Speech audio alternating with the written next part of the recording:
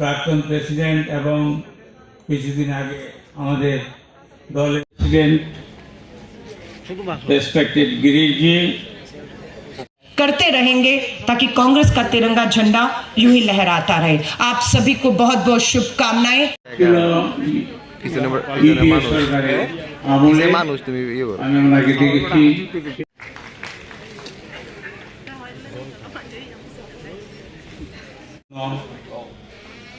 सुदीप राय बर्मन जी गर्व महसूस करेंगे आपकी बेटियों को सशक्त करने की, उसके कानून के अधिकार बताने की, उसे शिक्षित करके ताकत देने की, जागरूक करने की, उसे हिम्मत देने का काम महिला कांग्रेस करेगी। और आपको गर्व होगा कि आपकी बेटियां घर नहीं है, अब आपकी बेटियां समाज में निकलकर उनके खिलाफ हो रहे अपराध नहीं, दूसरी बहनों का भी इंतजार खत्म करेंगी जो इंतजार में बैठी हैं कि मेरे साथ ये हुआ है। 400 बेटियों के साथ बलात्कार हुए हैं। अदालतों में चक्कर जो उनके साथ लगा रहे हैं वो पिता है, भाई है, चाचा है, जो बेटी के साथ रोज अदालत पहुंच जाता है उसे न्याय दिलाने के लिए। ये लड़ाई सिर्फ बलात्कार की शिकार हमारी पीड़ित बेटी की नहीं है, ये लड़ाई पूरे परिवार की बन जाती है। फास्ट ट्रैक कोर्ट बनाने की बात थी ना, कहां है फास्ट ट्रैक कोर्ट? 5-5, 10-10 साल हो गए, कोर्ट फास्ट है, नाम है फास्ट ट्रैक कोर्ट, 20 साल 10 साल न्याय नहीं हो रहा। स्पेशल कोर्ट, क्या है स्पेशल कोर्ट? हमें यह कहा गया था कि स्पेशल कोर्ट होगी जहां पर सिर्फ नाबालिग बेटियों के साथ जो अपराध होता है उसकी ही सुनवाई होगी।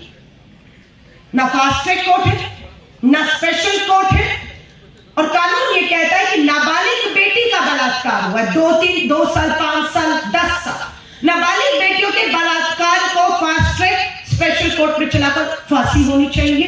हम पूछना चाहते हैं, 150 बेटियां 13 साल से कम उम्र की सामूहिक बलात्कार की शिकार हुई, सामूहिक बलात्कार, अस्पताल में इलाज की मोहताज रही है।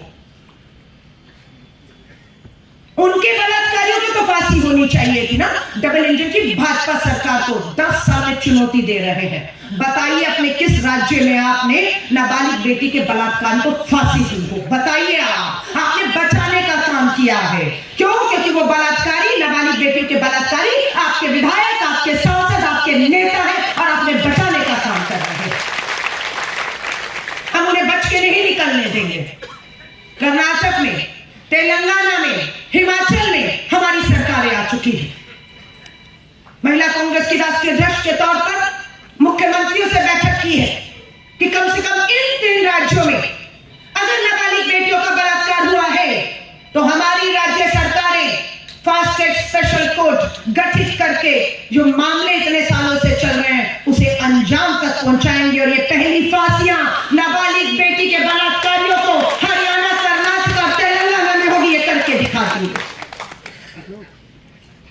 ये उदाहरण हम पेश करेंगे। क्यों आपके मन में दया है नाबालिग बेटियों के बलात्कारियों के लिए? क्यों फांसी के तख्तों पर नहीं चढ़ाना चाहते? क्यों बचा रहे हैं उन्हें? और जब आप उन्हें बचाते हैं तो दूसरे की हिम्मत और बढ़ जाती है। और हमारी जो बेटियां हैं, जो उनका परिवार है, जो अदालत के चक्कर काट रहा है, उनकी हिम्मत टूटती है और अपराधी की हिम्मत बढ़ती है। 20 राज्यों से होकर आई है।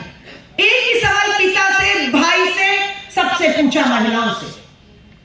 उन्होंने बोला अपराधी में डर नहीं है क्योंकि सजाएं नहीं है, क्योंकि सत्ता का इस्तेमाल करके अपराधी बच जाता है। और बेटियां, हरियाणा में तो एक बाबा है, एक राजस्थान में बाबा बैठे हैं, दोनों बाबा बलात्कार के दोषी करार दिए गए। उम्र क्या है? लेकिन भाजपा की सरकार बार बार उस बाबाओं को चुनाव से पहले वोटों के लिए पैरोल देकर छोड़ रही है।